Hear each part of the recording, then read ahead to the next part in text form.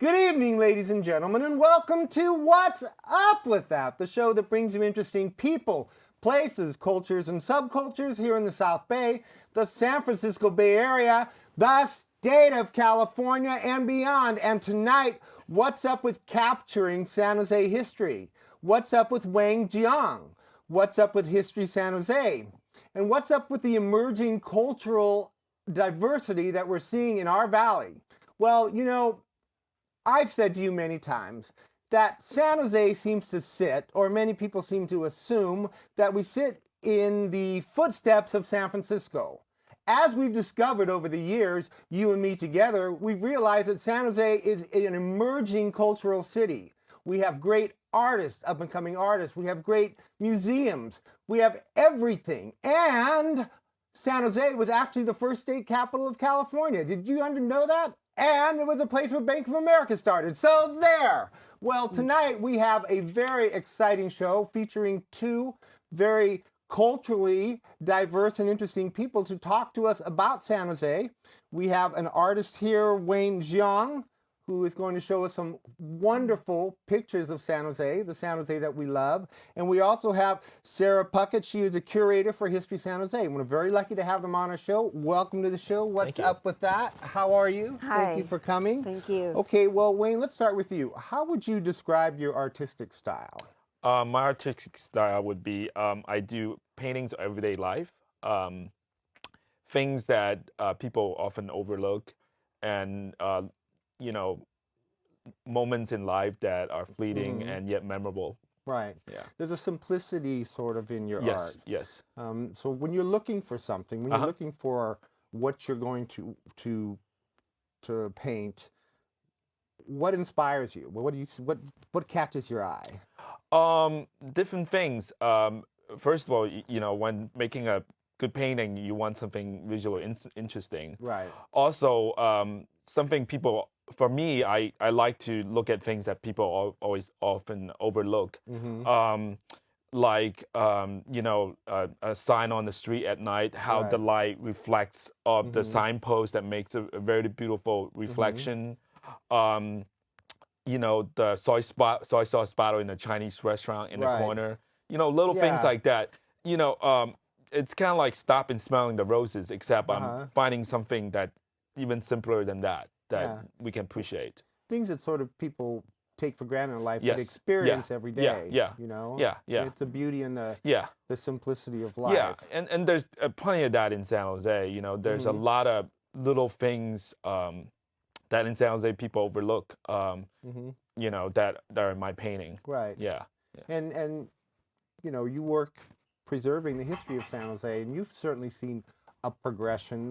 What's your take on San Jose and where it is today as opposed to where it's been? Well, San Jose has become even more diverse culturally than when it was founded, although it was pretty diverse then too. But, you know, there's a large Vietnamese community in San Jose, and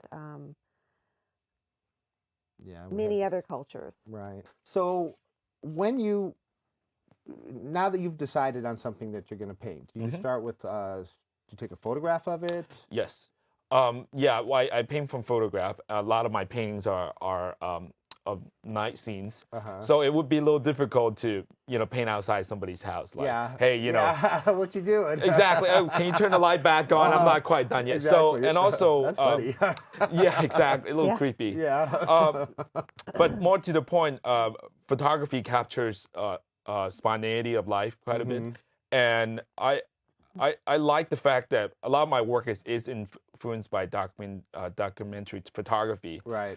So I like to take a lot of photos and look at what's interesting. So there's, so I can evaluate the subject when I'm taking the photo, evaluate it when I'm, you know, look at which one I need to paint, and then when I'm painting it, there's another revision of that. So. Okay, so the process begins with the photo. Then we go to what?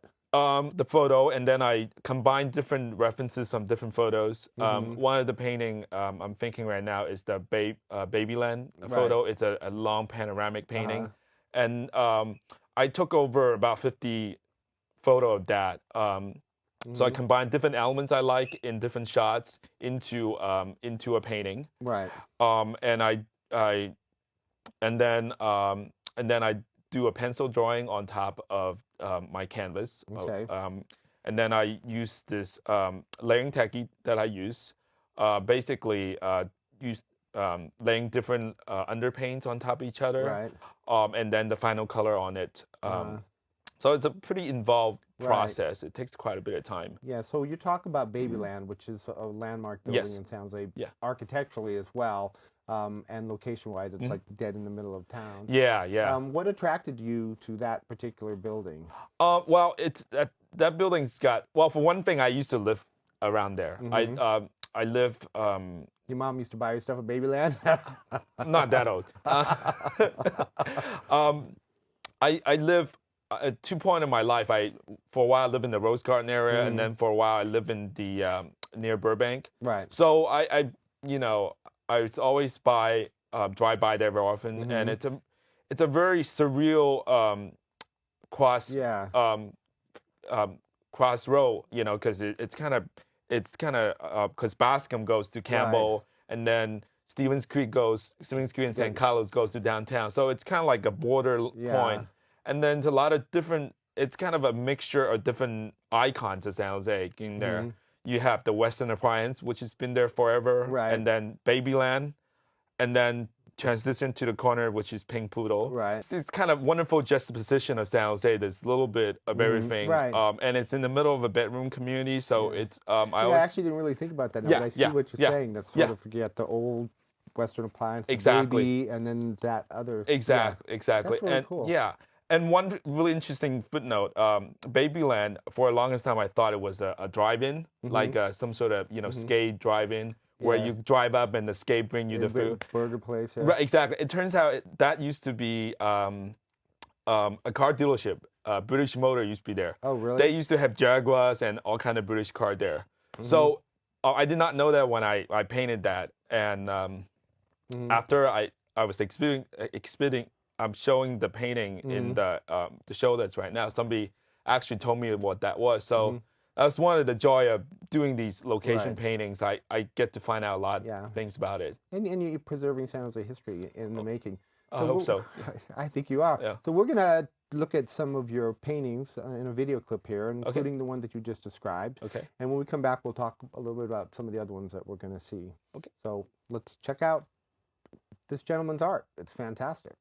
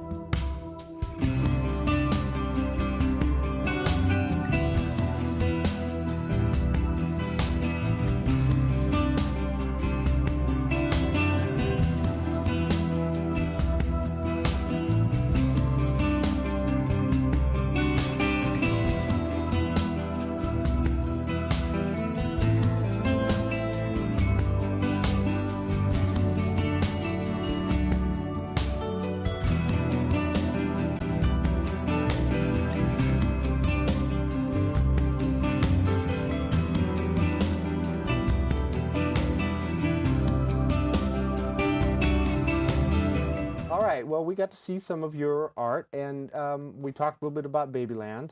The next one that we looked at was a tower. Why don't you tell us a little bit about what that's? The painting is called A Calm Before Nightfall. Is painting of the light tower in city of History San Jose Park. It's a replica of a light tower once existed in downtown San Jose. Right. And which History San Jose has a is that a quarter-sized replica? Yes. A quarter-sized replica.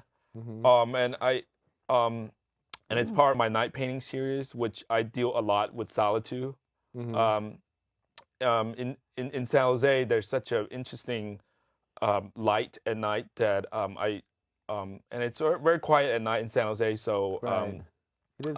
comforting. Yeah. Yeah, it's a very comfort yet mysterious light. So my night painting series is trying to capture that, and that's a good example of my painting series. And the other one we saw is looks like a kind of a skyline with the Burbank Theater. Yeah, it's basically looking at the Burbank area and 280, the intersection between 280 and 880, looking toward 280 and 280 and the Burbank Theater. Right. Yeah, and I think that's an interesting part of San Jose because it's really where everything's emerging. Yes. You have the downtown coming this way, right. and you have the Westfield and Santana Row and all that stuff. Exactly. Yeah. Then there's that little corner there.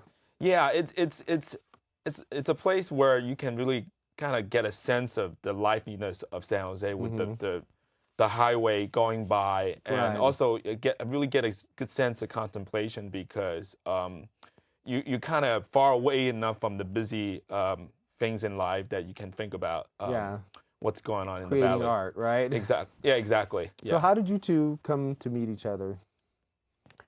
Well, we first met at San Jose State. We were both students in the art department at San Jose State. And I worked in the gallery office as a student employee. And Wayne was one of those students that wanted to exhibit. And so every semester he had a show. That was how I first got to know him. He was a very prolific painter even then. And then I followed his career. I've seen his exhibits at Spratt Gallery and then at the Triton. That was a really memorable show for me. So, as a curator for San Jose history, what do you do, and what does your organization do? Sure. History San Jose is a regional history museum and site. We manage History Park for the city of San Jose, and we manage their collection of artifacts. We also manage a downtown site, and we have a lot of educational programs. And what we try to do is share the stories of the founding and the continuing growth of San Jose and Santa Clara Valley and Silicon Valley. Yeah, I took my students there one time, and we had a good time. I remember the classroom. The schoolhouse. We sat in the old schoolhouse, and it was, they were amazed at how the desks and everything were so different, and how at that time when you went to school, you sat in your row and you behaved yourself. Long are those days gone, let me tell you. So how is History San Jose different from, let's say, the Historical Society of San Jose? Are they the same thing? They're the same thing now. There were two institutions that merged when the city wanted to form a nonprofit to manage the collections. And I work with the collection, and I work to put together exhibits that tell the stories. Okay. From what you've discovered, what you've seen, kind of give me an idea of what San Jose was like, let's say 50 years ago, or longer than that, 100 years ago. 100 years ago, that would have been turn of the century. Well, the electric light tower was downtown. San Jose was a bustling city at the turn of the 20th century. Close enough. Yeah. There were trolleys and streetcars, and it was very active. There was an agricultural community. The great thing about San Jose is that it's always reinventing itself. Right. And it's done that a couple of times. One of the most interesting things that I've learned about San Jose since working at the museum is about New Almaden mines and the Quicksilver mine, and how without Quicksilver you wouldn't have had gold. You couldn't have mined gold without the Quicksilver, so it was an integral part of the gold rush. See? And so an awful lot of people came to San Jose because of that. Or they went to mine gold, didn't work out, and they ended up in San Jose.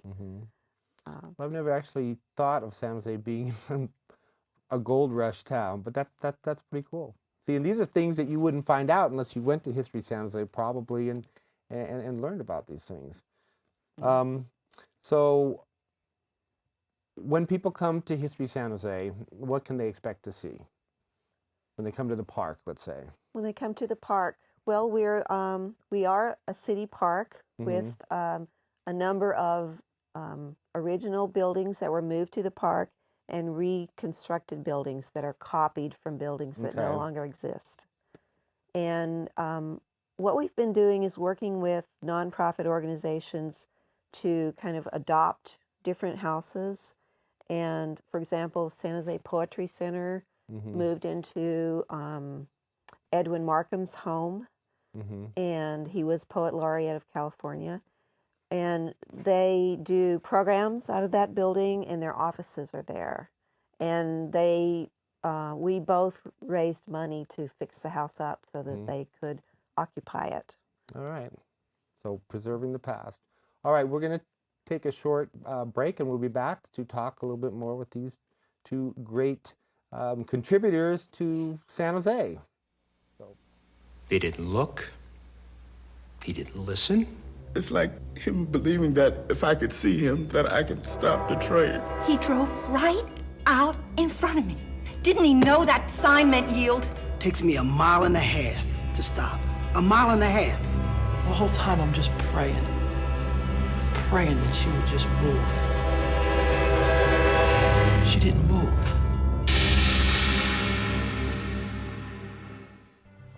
Hi, my name is James. I'm with tmatthew.org. I'm here to tell you that there are thousands of people suffering with leukemia today, and one of those people happened to be my best friend, Matthew. We're trying desperately to try to find him a match at this point, and I'm urging you to actually help out in any way that you can. You can register to be a bone marrow donor, which is the most important thing you can do. You can help volunteer with our efforts, or you can spread the word to other people so they can get them to volunteer. You can learn about more details at our website, tmatthew.org, or join our Facebook group, MySpace group. We also have a Twitter page so that you can get more information from. So I urge you to go out there and save a life. All right, well, welcome back to What's Up With That. And I wanted to ask you, why is Wayne's art important to History San Jose? Oh, I'm glad you asked that question. One of the things that we like to do at History San Jose is present recent history, not just history from the oldie-timey days. And Wayne's, even though it may not be a primary focus for him, he is documenting current day San Jose history. Right. The Babyland painting is a really good example. The building has had a couple of different lives. It's a very iconic site. The Burbank painting also. Babyland. I mean, Babe's Muffler. And Babe's Muffler. You know, people that live That's the one here. with the big guy. Yeah. People that live here recognize those. And that's one of the things that's really great about seeing his work at the gallery is the work is accessible because of that. Yeah, people can identify with it. People can identify it. They recognize scenes. The still lifes that you were talking about before, I like those because the Asian restaurants, because they show your skill at still life. You get into the painterly quality of it. And they have a lot of humanity to them. You know, Thank you. So for you, what makes San Jose interesting for you to capture as opposed to San Francisco or something? Well, for one thing, there's a couple of things. The night painting, I painted different locations of night paintings in the Bay Area. San Jose does have that really distinctive yellow light thanks to our street lights. So there's that very interesting color theme. Surreal sort right, of like. But it's a very warm and almost kind of lazy quality to the night theme. And there's a calm and comfort and mystery about that sense of solitude at night in San Jose. Whereas in San Francisco, the lights are brighter, and there's a more extreme feels of excitement and danger. A distraction. Yeah, definitely. And then the suburban San Jose, it's much more soft and comforting. So that's the difference there. Yeah. So for History San Jose, what do you think are some of the jewels of San Jose that have yet to be captured? Well, the new City Hall, for one. I would love to see some artists interpret that fabulous building. That is really a wonderful building. I mean, it's awe-inspiring when you see it. I was thinking, I mean, this one just popped in the back of my head. Next project. The orange hot dog stand place. I did that. I Did you? did a painting of that, yeah. It's not an exhibit right now because I couldn't get it. I mean, that's so weird that I just, yeah. You think you're going to like an Orange Julius or whatever. You know, it was. It was. Oh, I did a little research on that. Okay. That was a orange stand that all over California at one point. Okay. If you would drive, you know, if you drive on Highway 5 or whatever, there will be 100 of these places. People would stop and get orange juice from these yellow cones. Yeah, because I always try to figure out why you go there for hot dogs. And it's, you know, I just did. Yeah, it was an orange stand. Okay, well, see, that makes sense. Yeah. I am learning so much tonight. Okay, either of you can answer this question. What aspect of San Jose's history do you feel has been like the least explored? Wow. I think it would be interesting to know more about the transition from agriculture to silicon chips. Right. And I work with a lot of senior citizens who are volunteers at the museum, and many of them grew up working in the apricot fields. Right, or the canneries. Yes. Yes. And then went on and worked for some of the high-tech companies before they retired. Yeah. I guess I'd like to learn more about how that happened and why. Why here? Right. I think also about the cultural, the different emerging cultures, and it was like, from what I understand, there was a large Italian population at one time in San Jose. Yes. You know, that people don't really know about that. There's got to be something. There Got to be was able to a find something there. Yeah. There's a large African American community. Right. And people that don't has been think of here that. a long time. And people don't think of that. You know, in San Jose, again, it's perception. We think of San Jose, we think of the computer chip and you know how things have changed. What's the oddest thing you have in your collection? Oh, wow. We have lots. I love odd stuff. I mean, oh, let's see. We have, I don't even know what they're called, but it's a little monkey inside of a glass dome that's a wind-up toy. Okay. And it's it's Victorian and Freaky. really odd. Yes. Well, I'm sure the kids like that though, huh? Yes, absolutely. So is this the only medium you only paint in acrylic or? Yes, acrylic. I was painting oil in college and I got allergic to it. That'll be a problem, huh? Yeah, so also acrylic is great because you can paint at home and you don't require ventilation. Yeah, you don't gas yourself to Yeah, death. yeah, and it's a, if you see my painting, they're very detailed, there's a lot of layer to it. I use a glazing technique that I developed by looking at Old Master, and acrylic actually works really great with that because it dries so fast. I can do a lot of layer one day. Yeah, so how long would you say it takes to complete a picture? Oof, it depends. Well, I always give people two answers to that. The more practical one is that it depends. You know, if there's figure in it, it takes longer. Or if it's a bigger painting, it's longer. Or someone's buying it soon. Has a special request. I mean, let's be real here, okay? Yeah. Painting people's faces takes a long time. But the real answer I always like to tell people is that it really takes a lifetime to finish a painting because whatever painting you finish last, it's based on what you learned from the past. So it really takes a lifetime to finish one painting. So do you think that having come from another nation and coming to San Jose gives you a different perspective in painting Americana? Oh, definitely. I came here when I was 15. I went, I didn't speak that much English, and I went to high school here, and so it gave me I feel like I'm both an insider and an outsider. Right. Like the outside looking in. Exactly, sort of, yeah. and that's in some of my night painting as well. And so it gives me there's definitely some emotional connection to the subject matter I'm painting, but also coming from a different culture, give you a outsider point of view looking at it. So it works well in my paintings. Yeah, because I would think that, Yeah. I mean, myself coming from another place too, it's so, the final question, we have time for one more question. So Yeah. what role does social media play in promotion? In other words, word of mouth. What role has that done for you? Oh, wow. Well, I mean, you're in the Silicon Valley. You have to talk about technology and art. It's definitely give you a different way to promote yourself and get to know about other people, getting to know your work. Like say 100 years ago, the only way to see art is going to a gallery. Now you can find my work on my website, Right. on Facebook, on television shows, and all Yeah. kinds of mediums. So it definitely helps if you know what to do. Yeah. I still think people should make an effort to get out to the galleries. Oh, though, absolutely. And do Yeah. the social. Well, there's nothing social like seeing a experience. painting in real person. Right. And that's what it's all about. Yeah, like a live concert. And even though we live in the Silicon Valley, I Right. think we need to get away from the computer screen every once in a while and enjoy life a little bit. Exactly. Okay? Yeah. Go to History San Jose.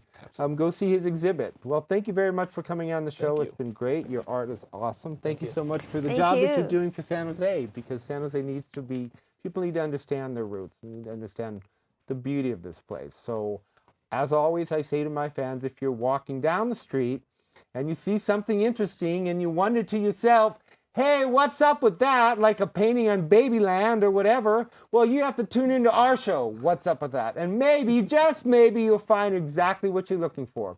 We'll see you next week on What's Up With That. Good night, everybody.